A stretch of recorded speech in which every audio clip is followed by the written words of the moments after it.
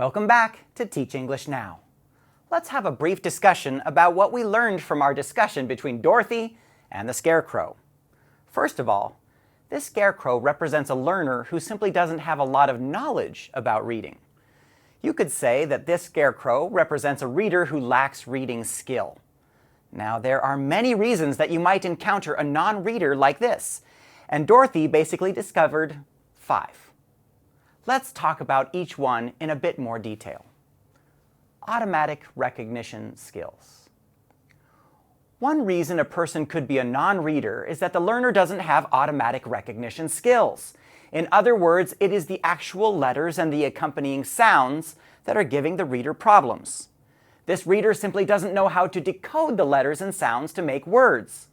This happens with second language learners a lot because they may have a different alphabet in their first language, Japanese, Chinese, and Arabic, for example, or even if they do have an understanding of a Roman alphabet, sometimes referred to as Latin script, there are different rules that apply. So a Spanish T, te, is actually pronounced different from an English T, even though they are written the same way. A T, te, in Spanish touches the back of the teeth and feels softer, whereas an American English T is further back on the alveolar ridge, that weird-shaped bump behind your teeth. Finally, some readers are still, to put it simply, trying to figure out how to read, and may not read well yet in their own language. This is especially true if you are teaching younger second language learners. So, what do you do when you identify that the primary problem of your reader is the inability to recognize and decode letters and sounds? First of all, there's a lot for a teacher to learn to help learners decode language. For example, you may want to spend time learning phonics rules.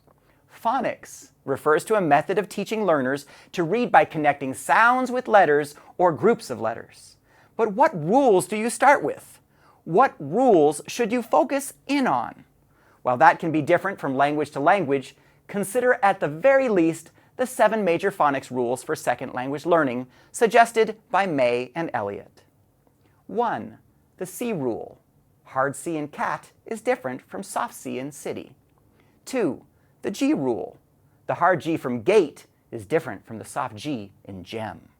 The VC rule. Short vowel sound is usually followed by a consonant, digraph, or blend.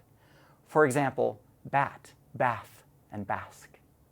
4. The VV rule. When 2 vowels are together, usually the first vowel is long and the second vowel is silent. For example, fee, boat, and seat. 5. The VCE rule. 1-syllable words that end with a consonant and E has a long vowel sound. The E is silent. For example, nice, plate, and vote. 6. The CV rule. Use the long vowel sound when there is only one vowel in a word or syllable. For example, he, go, and my. 7. The R rule. R changes the vowels before them. For example, cat becomes car, feet becomes fear, and cape becomes care. While I will sometimes teach these phonics rules, there is a danger to focusing on sound and letter recognition. Can you guess what that danger is? You may already realize that a focus on sound can often be boring to students and can get students to think about language as not connected to meaning or culture. In fact, there is a debate between phonics professionals and whole language professionals, a debate that is worth learning about. We have provided a reading to just whet your appetite about that debate. It is a good one, with smart people and proven research on both sides of the coin. Vocabulary and structural knowledge. Another reason a person might be a non-reader is because they lack vocabulary and structural knowledge. For some researchers, teaching vocabulary may be more useful than teaching phonics. For many theorists, not being able to read is linked more directly to the fact that students don't yet know what words mean. In other words, if you want to teach someone how to read, teach them to identify vocabulary and simple sentence structure, nouns, verbs, adverbs, particles, and so forth. They also argue that with so many ways to make similar sounds in English, For some words, it is easier to learn the entire word rather than trying to decode the word using phonics. Reading teachers call these sight words. There are word lists that can help you to identify the top 100, 1,000, and 2,000 most common words, and that can give you an indication of what words to focus on. If you are teaching for academic purposes, consider the academic word list your best friend. Discourse and knowledge of genres. Another important thing that you may have to teach is discourse or genre. I like to think of different genres as different kinds of recipes and help my learners to think about the recipe for a letter and how that might be different from the recipe for an essay or a text message. Teaching learners to be aware of how different genres are written gives them more confidence to read the genres and to predict what will happen next. Having students outline as they read, especially for essays and formal writing, can help students see the structure of the reading and learn to identify common rhetorical patterns. World knowledge. Why does a knowledge of genres help students to read? Well, to be honest, a knowledge of anything and everything helps students to read. The more they know about the world, the greater their capacity at prediction. While there have been numerous studies on what makes good readers, almost all reading researchers agree that good readers are good at making predictions, and that good readers tend to have a greater ability to focus on meaning instead of sound. So what does that mean for teachers? Well, it means that at least at some point in time, you want to encourage all your readers to practice the skill of predicting. A fancy way to say this is that good readers use semantic cues to help them out. So, what is a semantic cue, and how does it help with prediction? A semantic cue is a clue that helps a reader follow the story. The clue has something to do with meaning and can often be derived from an understanding of the word's relationships to the outside world. So, if I gave you the sentence, "The woman sat at her window crying, while at her feet the child banged on the rattle." Do you see any clues as to who the woman is and what she is feeling? The child? Do you see clues that might indicate where she is? I am guessing that most of you made the following predictions. 1. The woman is sad, perhaps waiting for someone. 2. The woman could be a mother, and the child is likely her baby. It has a rattle. 3. The rattle is a baby toy, not a snake rattle. Of course. 4. The woman is likely in her home or residence, not at a business office.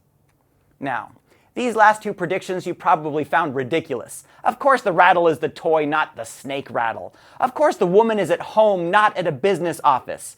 But remember, when you don't have world knowledge, story knowledge, and semantic cues, reading a story can be terribly confusing. Imagine a poor reader looking through a dictionary and coming to the conclusion that the child is holding onto a snake rattle.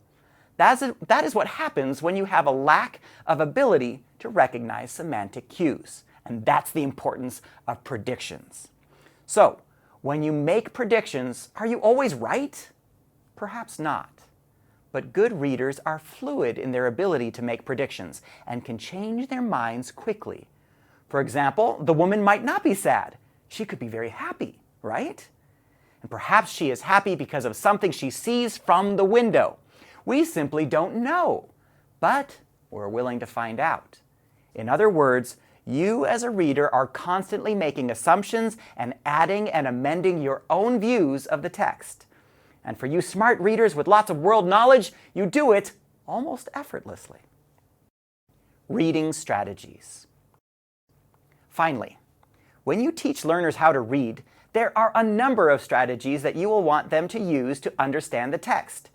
Understanding a text may mean that students have to reread, scan for information, look up words in a dictionary, ask questions to a neighbor, compare information from the story with information elsewhere, and form opinions and think critically about the truthfulness of what they read. In the next module, we'll go over a number of strategies for reading more carefully and discuss two kinds of strategies, extensive and intensive reading strategies, in more detail. For now, just recognize that when you teach reading, you are very much like a debate moderator. If you will see reading more as a discussion, with learners and their views on one side of the room, and a reading with its views and ideas on another side of the room, you will see your role more quickly. You are giving a voice to the reading. You are giving a voice to your learners, and you are trying to see if, through both, a consensus of knowledge can be reached. Is it weird to think of a book or a reading as having a voice? And that students have their own voice and can accept or challenge what the book says? Well, weird or not, that perspective can help change the way you have class discussions and invite learners to read. It is also a useful metaphor to help you with our second problem reader, our Tin Man. We'll see him in the next video. See you there.